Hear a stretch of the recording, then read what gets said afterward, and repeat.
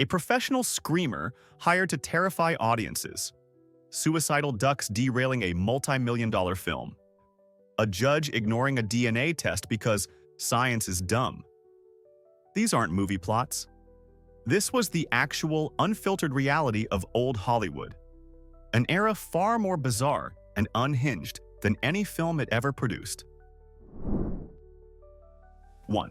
In 1938, Orson Welles looked at the new medium of radio and decided to use it to perform a psychological stress test on the entire United States. His broadcast of The War of the Worlds was presented with such bone-chilling realism that it bypassed listeners' brains and plugged directly into their panic centers. Thousands genuinely believed that Martians had landed in New Jersey and were kicking off an alien apocalypse. People were literally fleeing their homes, calling the police to report death rays, and preparing for a last stand against invaders that only existed in audio form. It was arguably the greatest accidental social experiment in history, proving that a single man with a dramatic voice could convince a significant part of a superpower that it was all over. Wells didn't just tell a story. He revealed just how thin the veneer of civilization really is. 2. Marlon Brando was an acting god who viewed the basic task of memorizing lines as something beneath him, a chore fit for mere mortals. The man had a deep, philosophical objection to learning his scripts. Instead, he pioneered a legendary technique of having his lines written on cue cards and hidden absolutely everywhere on set. They were taped to lamps, stuck to the back of other actors, probably even written on a prop sandwich he was supposed to eat. Imagine trying to have a powerful, eye-to-eye emotional scene with a man who is clearly squinting at a note taped to your co-star's necktie. His scene partners weren't just actors. They were walking, talking script pages. It's the ultimate power move, being so talented that you can literally read your lines during a take and still get an Oscar for your deeply internalized performance. 3. And then you had Sam Goldwyn, a producer whose brain operated on a logic completely alien to the rest of humanity. The man was a walking factory of Goldwynisms, phrases so monumentally dumb they were almost poetic. His absolute masterpiece of baffling direction came when he ordered a film crew to get rid of some trees in a shot because, in his own words, they looked too fake. Let that sink in. He gazed upon actual, living trees created by nature itself and decided they weren't realistic enough for his movie. He had an aesthetic disagreement with photosynthesis. You can just picture the bewildered lumberjack standing there, chainsaws idle, trying to process the request. So, you want us to cut down the real trees and make it look more real? What was his solution? Plastic trees? It wasn't just a bad note, it was a man declaring war on reality for not living up to his own bizarre standards. 4. Barbra Streisand doesn't just have a good side, she has a contractually enforced hemisphere of her face that dictates the very physics of her film sets. For decades, her agreements have allegedly specified that she must be filmed from her preferred left side. Her right profile is treated with the same level of secrecy as the nuclear launch codes. This policy created logistical nightmares for directors, who had to stage entire scenes like complex military operations just to avoid capturing the forbidden angle. Other actors had to orbit around her like planets, always careful not to drift into the dark side of the Streisand. It's a level of diva control so complete, you have to assume she made the sun itself sign an NDA before rising on one of her sets. It's not just vanity, it's the art of turning your face into a geopolitical zone with a heavily guarded border. 5. Only in the frosty peak of Cold War paranoia could the FBI watch It's a Wonderful Life, the cinematic equivalent of a warm blanket and hot cocoa, and see a sinister communist plot. That's right, the Federal Bureau of Investigation launched an official inquiry, suspecting the film's message about community triumphing over a greedy banker was actually subversive propaganda from the Kremlin. Picture two grim-faced agents in a screening room taking furious notes. Subject: George Bailey advocates for communal wealth distribution, a classic communist tactic. He vilifies the capitalist Mr. Potter, clearly a critique of the free market. They were probably one step away from classifying Rudolph, the red-nosed reindeer, as a dissident. It stands as the absolute zenith of governmental absurdity, the moment the US government officially identified Christmas cheer as a national security threat. 6. Walt Disney, the creator of magical worlds, was also the tyrannical ruler of a clean-shaven kingdom. The man ran Disneyland with an iron fist and a very sharp razor, enforcing a strict no facial hair policy for all male employees. You could be cast as a pirate, a character whose entire identity is built on a rugged beard, but you had to do it with a chin as smooth as a cue ball. The rule was so absolute that you have to imagine secret follicle patrols roaming the park, ready to reprimand anyone with a 5 o'clock shadow. The most delicious irony, of course, was that Walt himself sported a well-groomed mustache his entire adult life. It was the ultimate rules for thee but not for me philosophy, a furry monument to his own hypocrisy that lorded over his beardless empire. 7. Errol Flynn didn't just throw parties, he orchestrated small-scale chaotic events with an open bar. When one of his gatherings became boring, his solution wasn't to change the music. No, his brain went straight to commit a felony involving a large mammal. He left his own party, drove to a nearby private zoo, and straight up stole a bear. He then brought this full-sized, claw-equipped predator back to his house as if it were a new party guest. Imagine the scene. Hollywood socialites are trying to make small talk while actively avoiding eye contact with a bear sniffing the canapes. The bear was probably having the time of its life. This wasn't just a party foul, it was a legendary act of lunacy that screamed, "I'm so famous the laws of man and nature no longer apply to me." 8. A major movie studio needed a convincing jungle backdrop. So, naturally, they decided to build one in the middle of the Arizona desert. This plan was so fundamentally stupid, it's a wonder the Sun didn't just boycott the production out of sheer principle. They shipped in thousands of lush tropical plants and just planted them in the sand, presumably hoping the power of cinema would convince them not to immediately die. Predictably, the entire expensive jungle looked fantastic for about half a day before it collectively wilted into a sad brown crunchy graveyard. For years after, hikers would stumble upon the fossilized remains of a palm tree and wonder what kind of Hollywood madman tried to get into a botanical argument with the Sonoran Desert and lost so spectacularly.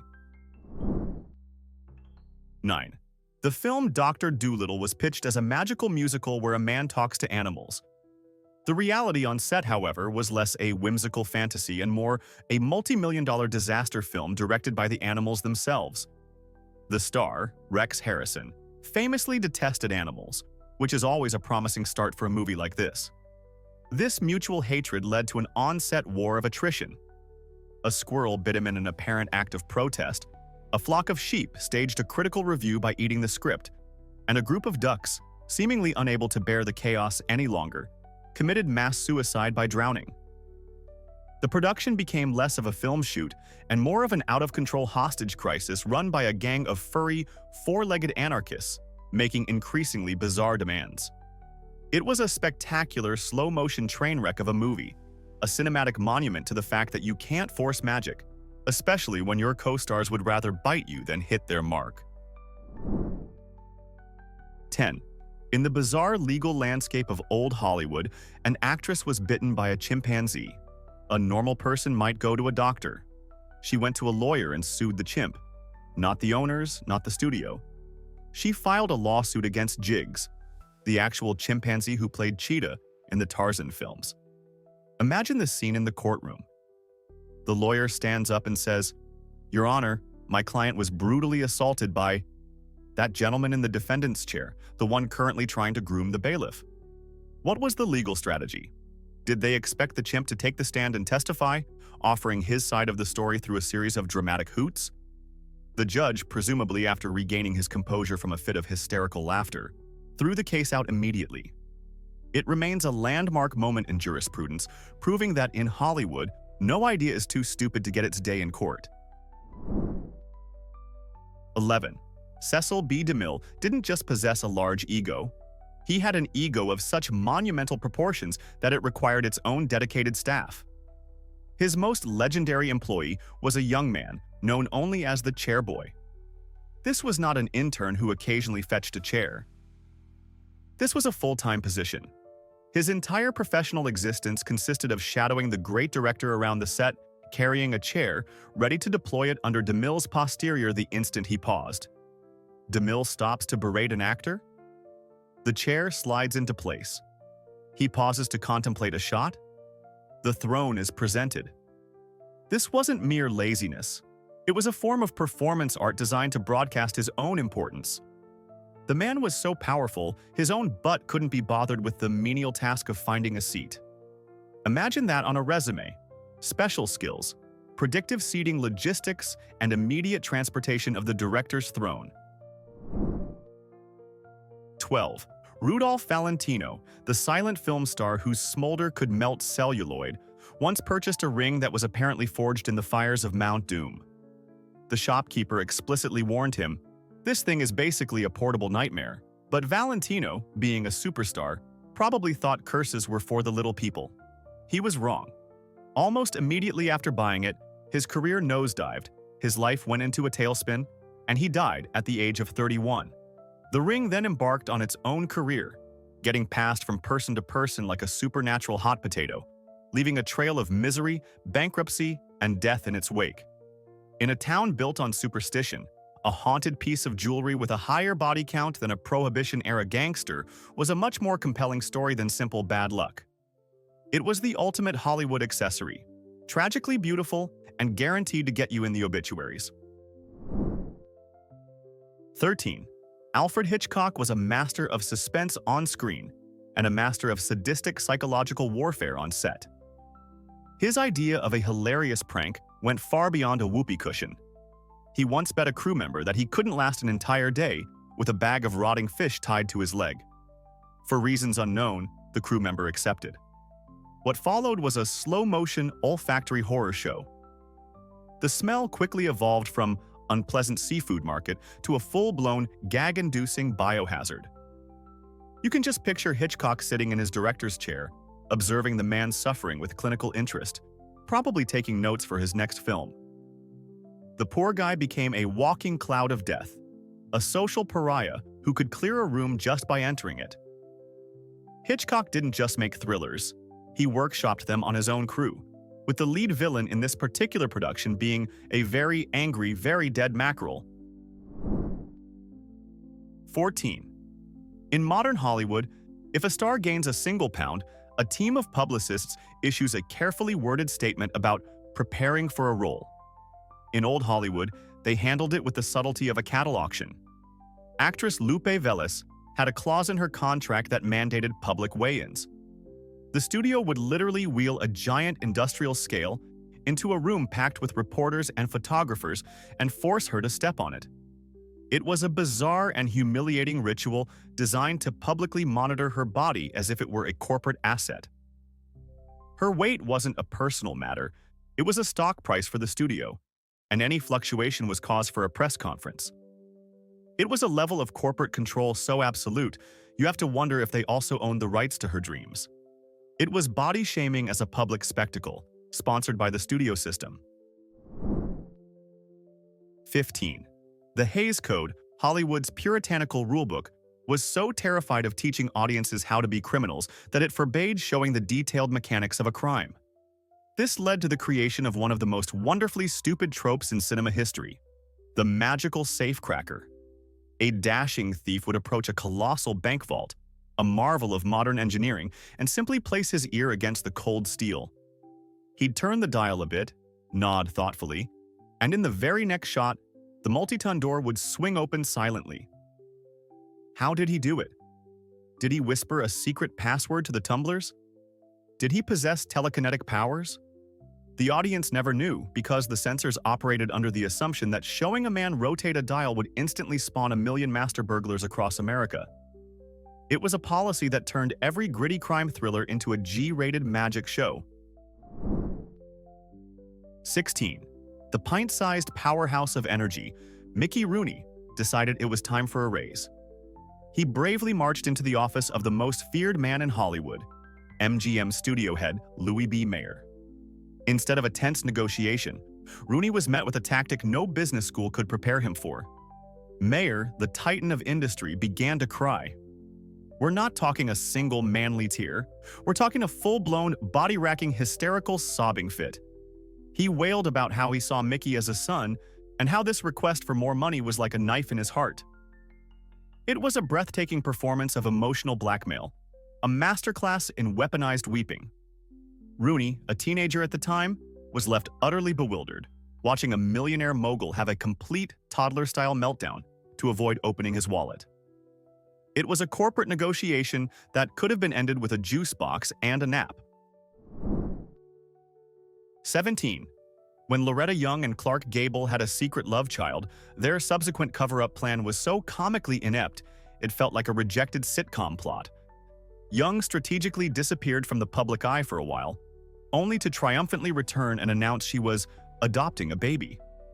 The fatal flaw in this master plan: the baby looked so much like Clark Gable it was practically a caricature. It was as if she had birthed a miniature diaper-wearing clone of him, complete with the iconic Gable ears that looked like they could pick up satellite radio. The whole of Hollywood was in on the joke, playing along with this charade while undoubtedly gossiping behind their backs. It was a conspiracy of polite silence, a citywide agreement to pretend they didn't see the world's most obvious family resemblance. Their elaborate scheme was a testament to a time when celebrities could solve any problem with a flimsy story and the public's willingness to look the other way. 18. The Hays Code wasn't just a set of rules. It was a sacred document written by a committee of people who probably thought vanilla ice cream was too spicy.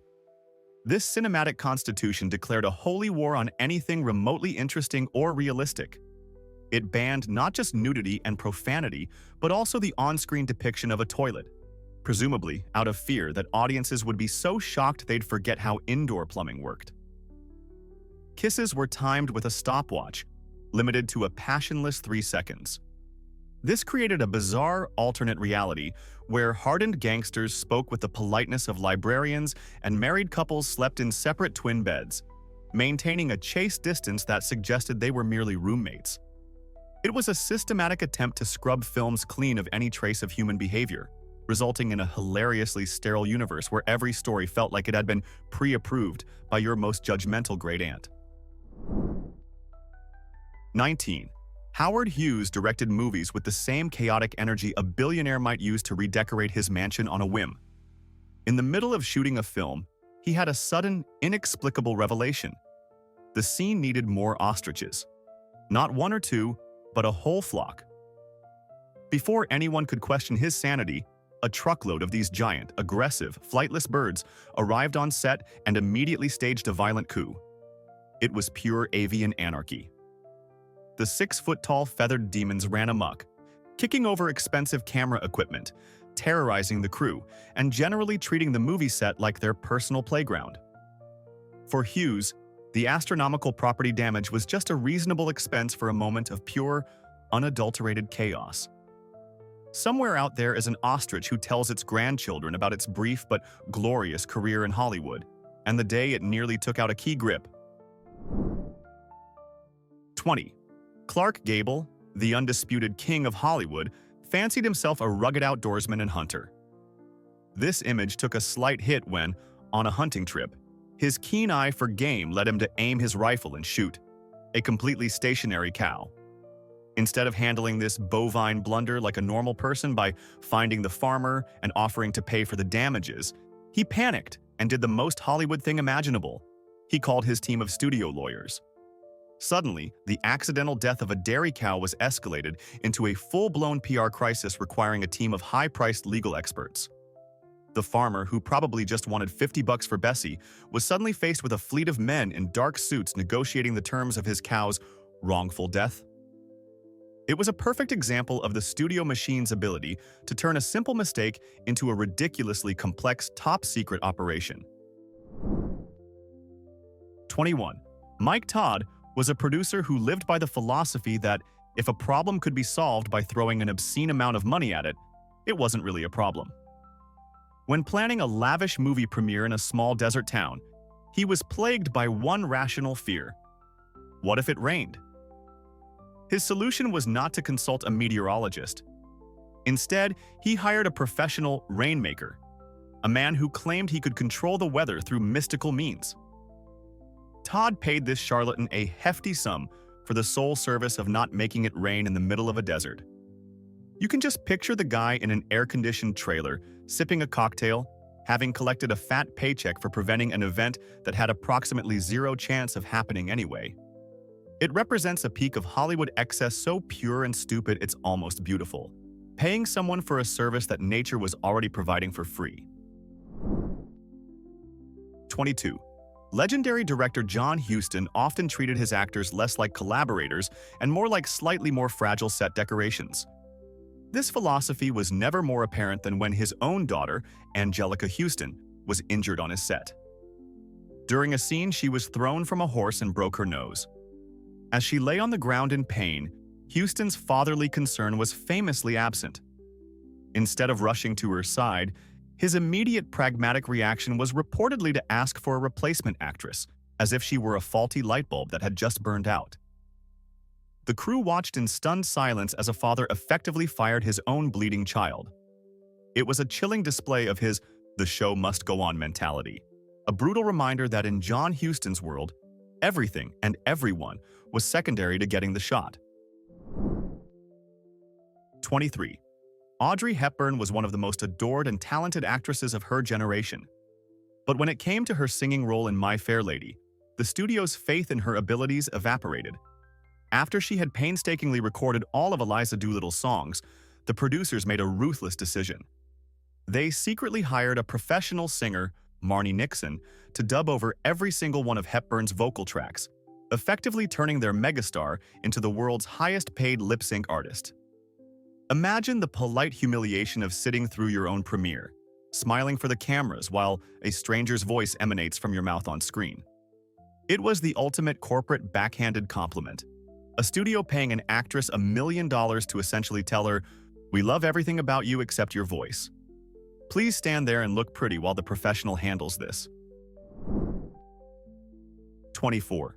Charlie Chaplin found himself embroiled in a paternity suit so absurd it could have been a scene from one of his own comedies. The case against him was brought by an actress named Joan Barry. The pivotal moment came when a brand new, cutting-edge blood test, the DNA test of its day, conclusively proved that Chaplin could not possibly be the father. In any sane courtroom, that would be the end of it. However, the judge, in a stunning act of defiance against biology itself, essentially declared that science was irrelevant. He instructed the jury to ignore the blood test evidence, and Chaplin was ordered to pay child support for a child that was scientifically proven not to be his. The court had officially ruled that being rich and famous was more incriminating than concrete biological evidence, setting a bizarre precedent where facts were merely a suggestion. 25. The censors overseeing old Hollywood operated with the logic of deeply confused aliens trying to understand human biology. On the hit show I Love Lucy, the fact that Lucille Ball and her co-star Desi Arnaz were a real-life married couple was an existential threat. They were famously forced to sleep in separate twin beds, creating the bizarre implication that they were just platonic roommates who happened to share a last name. The absurdity reached its zenith when Lucy became pregnant in real life. The network went into a 4-alarm panic. While they couldn't hide her very obvious 9-month baby bump, they did ban the word pregnant from being uttered on air. It was deemed too scandalous. Instead, she was just expecting, as if she were waiting for a package delivery from a stork. It was a masterclass in nonsensical puritanism, a world where the evidence of procreation was fine, but the vocabulary for it was pure filth. 26. Back in 1931, Universal Studios was deeply concerned that their new horror film, Dracula, might not be scary enough for audiences. Their solution was not to improve the film's atmosphere or score, but to engage in a bit of psychological warfare. They hired a man for a position that has thankfully since gone extinct: the professional screamer. This actor's sole job was to be planted in the audience during screenings. At the most dramatic moment, he would unleash a blood-curdling, theater-shaking shriek, triggering a wave of contagious panic among the unsuspecting viewers. This wasn't just breaking the fourth wall, it was demolishing it with a sonic grenade. Imagine watching a tense scene, only for the person next to you to suddenly start screaming like they've just seen the abyss. You're no longer scared of the vampire on screen. You're terrified of the lunatic in row G who seems to be having a very public breakdown. 27. John Wayne was the quintessential American cowboy, a cinematic icon so rugged he probably shaved with a Bowie knife. He was the embodiment of tough masculine grit. And yet, this walking monument to testosterone was allegedly terrified of horses. We're not talking about a healthy respect for a large animal. We're talking about a deep-seated, white-knuckled fear every time he had to mount one for a scene.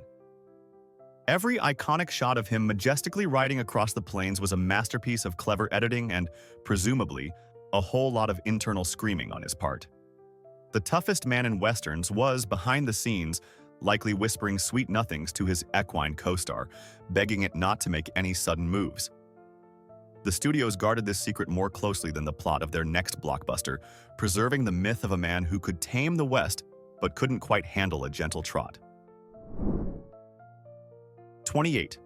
Clifton Webb was an actor so wealthy he had a mansion with a swimming pool, but so profoundly eccentric he refused to swim in it alone because he was convinced it was haunted. Yes, he believed a ghost was living in his pool, possibly a spectral lifeguard who had seen too much. His solution wasn't an exorcism, but to force his butler to stand guard every time he went for a dip. The butler's job was to watch for ghosts, because, as everyone knows, ethereal beings from another dimension are famously intimidated by a man in a tuxedo holding a fluffy towel. It's a level of rich person behavior so bizarre it transcends parody. You can just imagine the butler's internal monologue, standing poolside at midnight, wondering if the ghost paid better than his employer, and if spectral beings were eligible for overtime. 29. In the studio system of old Hollywood, actors weren't just employees. They were assets to be modified and improved like company property. When actress Norma Shearer was on the rise, a studio executive decided her otherwise perfect face was missing a key feature: dimples. So, in a move that feels ripped from a dystopian sci-fi script, they essentially forced her to undergo plastic surgery to have dimples surgically created. This wasn't about correcting a flaw. It was about installing an upgrade, as if she were a piece of software. It's a chilling insight into an era where a person's physical body could be altered by committee, where a group of men in suits could literally order holes to be punched into someone's cheeks because they thought it would improve marketability. Norma Shearer's face became a testament to the fact that, in old Hollywood, beauty wasn't born, it was manufactured. 30. To ensure the draconian rules of the Hays Code were followed to the letter, studios employed on-set censors, who were essentially professional morality police. These were not filmmakers, they were passion auditors. Imagine a grim-faced man with a stopwatch and a ruler, whose entire job was to lurk in the shadows during a romantic scene.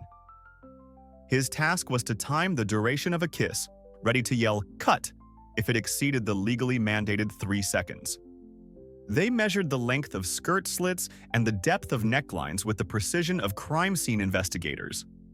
They were the human embodiment of a wet blanket, paid to ensure that no moment of genuine, unscripted human emotion or desire ever accidentally slipped past their watchful eyes and made it onto the screen.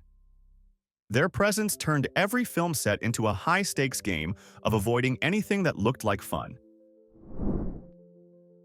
31. Hollywood has seen its share of drama, but perhaps no event was more pathetic than the legendary duel between two obscure actors. Fueled by an enormous amount of alcohol and a dispute over a woman, they agreed to settle their differences with pistols at dawn, like characters in a movie they'd never be cast in. The problem was, when dawn arrived, they were still profoundly drunk. They staggered onto the field, aimed their weapons with the stability of newborn giraffes, and fired. The bullets reportedly missed each other by such a wide margin they were more of a danger to local wildlife than to each other. It was less a deadly shootout and more a slapstick comedy routine with live ammunition. No lives were lost, but every ounce of dignity involved died a swift and merciless death on that field. 32. In the golden age of elaborate PR stunts, 20th Century Fox executed a masterstroke of marketing genius. They insured actress Betty Grable's legs for $1 million with Lloyd's of London. This wasn't just a protective measure, it was a declaration. Her legs were no longer just limbs. They were a national treasure, a priceless asset valued at the same level as a rare diamond. One can only imagine the surreal conversation with the insurance underwriters. Yes, we need a policy for 2 legs. Correct, just the legs. What are the risks? Well, gravity, mostly. The stunt was so audacious and absurd that it became an instant legend. By placing a specific, astronomical price tag on them, the studio transformed Betty Grable's legs from a part of her body into an iconic million-dollar symbol of Hollywood glamour, proving that sometimes the best way to create value is to simply invent it. And that's just a glimpse into the glorious, unregulated chaos of old Hollywood. We dug up 32 of the weirdest stories we could find, but the rabbit hole of Hollywood insanity is bottomless. So, the question is for you.